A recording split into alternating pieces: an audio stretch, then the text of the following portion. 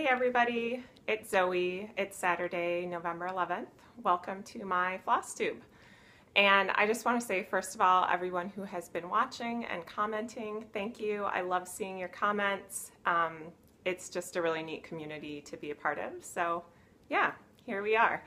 And I wanted to share, I actually got a couple good tips in the comments that I wanted to share today first. And then we'll be going through all the usual whips and haul and whatnot. So first, Hillary Towel left a comment. Hopefully I'm saying your last name right, Hillary. And she left a comment about stitching on black Aida, which in my earlier episodes I was stitching a Satsuma Straight Piece Voyage on black Aida. And she recommended putting a white pillowcase on your lap while you're stitching it to make it easier. And I thought that was a great tip, and I think that would work really well. I've noticed that it does make it easier to see the fabric when I'm stitching, depending what color I have on my lap. So thank you, Hillary, for the tip. Next time I'm stitching on dark fabric, I'm definitely gonna try that out. And then Cindy from Cindy's Cross Stitch also left a tip. Last week I had picked out fabrics for my Foxy pillow, but I was saying I don't really like to finish. And Cindy said that while she does like to finish, you can also hire a finisher. And I thought that was something that I would definitely consider. So have you used like a soft finisher before who's done pillows or non-framed things? I've gotten things framed, but I've never gotten, you know, an ornament made or a pillow or anything like that. So if you've done that and you've had success, or you have someone you like, put a comment down below. I'd love to get more information on that. I know Vana does it. It seems like she would have a long wait list and be in high demand, so certainly she would be a great option. I'm just not sure if that's possible or not. So yeah, thanks again for the comments. They're really fun to get, and I read each one, respond to each one, and it's really cool to get to know all of you over Flosstube.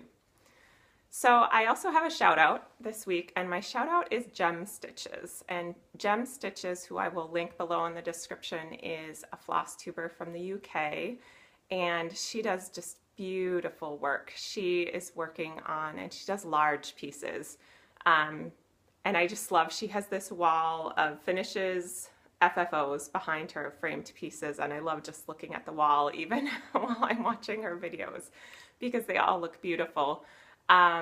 So she recently went to a retreat in the UK. There have been a lot of retreats lately, it seems like. So she went to a retreat in the UK, and she has a video on that, and at the end of the video she has some footage that she took just of finishes that looked like they were set on a table at the retreat that people were sharing.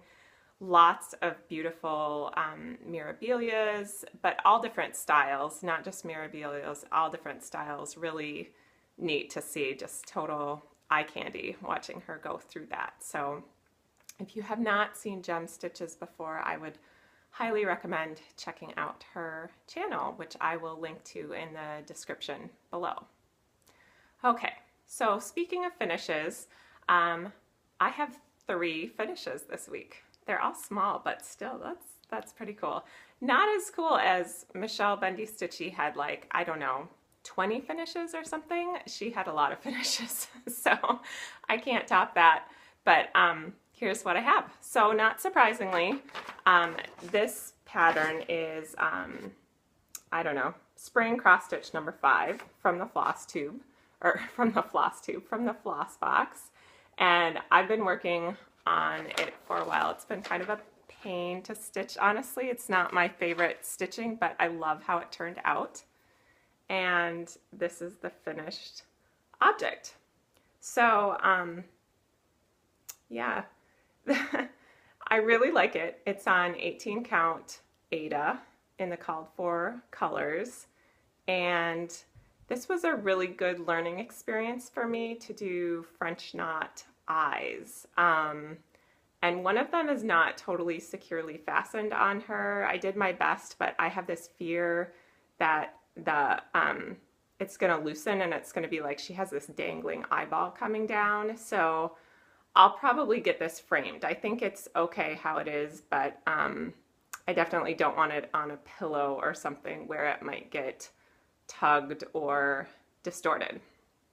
So yeah, I'm very happy with this finish. I think it's really cute, and this is definitely one I would want to fully finish and get framed. So that is Spring Cross Stitch number 5 from the Floss box.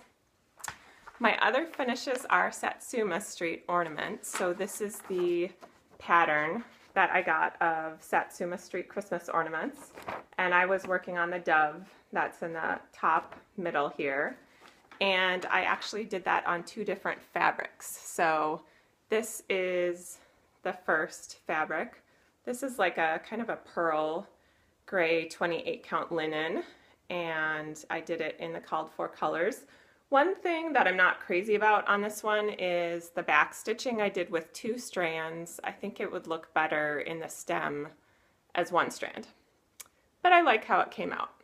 I like her designs as always. And the other one, so this is the same chart, but this is on white 16 count Aida.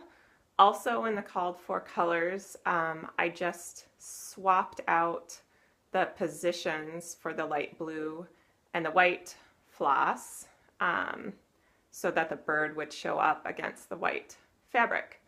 And on this one, I did the back stitch in 1 strand, and I think that looks a lot better on the stem of the branch that the dove is holding. So I like these ornaments. I'm going to keep doing them and hopefully finish the whole set. Maybe this year. That seems doable, right? Could happen. Speaking of which, that's a good transition into whips, because my first whip is another one of these ornaments. So the next one that I'm working on is this Santa, the triangular Santa here. And Santa I am also doing on white 16 count Aida. I just have his top of his hat done so far. And this pattern, when I saw it online, this is from Satsuma Street on Etsy, it looked like just a fairly solid or maybe striped red hat. And what you don't realize is I have probably 5 or 6 colors already in here. It's subtle, and I'm not even sure if you can see it on the screen, but really neat geometric patterning. And that's here, and I'm enjoying stitching this, as I always do with Satsuma Street. So yeah, so that's the little Santa. He's coming along fairly quickly. I just started him last night, actually, so I just stitched on him a little bit last night. So that's whips. Well, I have one other whip. It's kind of whip and haul, because I just bought it and kitted it up this week, and I just started it too. So on Thursday night in the freezing cold, if you went to the Minnesota retreat and you thought it was cold then, it's been much colder this past week. I live in Minnesota and it is chilly, and so it was dark and cold on Thursday night, but I wanted to start a new project, and so I drove out to Stitchville, and I wanted to buy a Country Cottage needlework chart that I showed in my last video that was called Give Thanks. And so I got there, and they have a lot of Country Cottage needleworks. They did not have that chart. I looked all through their section, and they didn't have one. So I picked another design that's also Country Cottage needleworks and also has a giving thanks type theme. So this says there is always something to be thankful for. And there are little, if you can see that, there's little sheep down by the house, and I love sheep. So that was good for me. It wasn't quite what I wanted, but I was still happy to find it, and I was able to leave the store with something which made me feel like the drive in the bitter cold was worth it. So yeah, so I also got all of the materials for that. So I got, now it was interesting because when I went to go get the threads, which there are some overdyed threads in this, the called for threads looked much more muted in person than they do in the photograph. I think the photograph maybe has maybe a little bit overexposed or something that's making the colors look brighter. So I did get the called for brown and green here. I'm just going to hold these up so you can see them. So, and that's probably not great, but here, let's try this. So that's the brown and green, which is roasted chestnut from Classic Colorworks and baby spinach from Gentle Art. And then the red, it called for licorice red from Classic Colorworks, and I ended up getting geranium from Gentle Art. I think that's what this is, yeah. Instead, this is a brighter red than what was called for. It looks closer to the photograph, and I like it better. So yeah. So then I started the project, and oh, I got linen too. So this linen is maple sugar 32 count. I think it's vintage maple sugar 32 count by Lakeside Linens. This is my first hand-dyed linen that I'm working on. I love this. I love white Aida too. I'm always gonna love my solid colored Aida, but I love this color. It's kind of like a pinky beige color with fairly subtle modeling, and I'm really happy with it. So this is how much of the pattern I have so far. I am changing some of the colors even more from switching out the red. So I got really bored with this spinach colored green in the leaves, so I put in some other greens here, both overdyed and DMC colors. This tea is supposed to be in the brown of the stem, but I'm doing it in a color, I think it's called Terracotta from Weeks Dye Works. And so I'm just gonna switch up some of the colors and see how that goes. Normally I don't do color conversions, but I think in this case it could be just interesting to experiment with. So I'm going to. So yeah.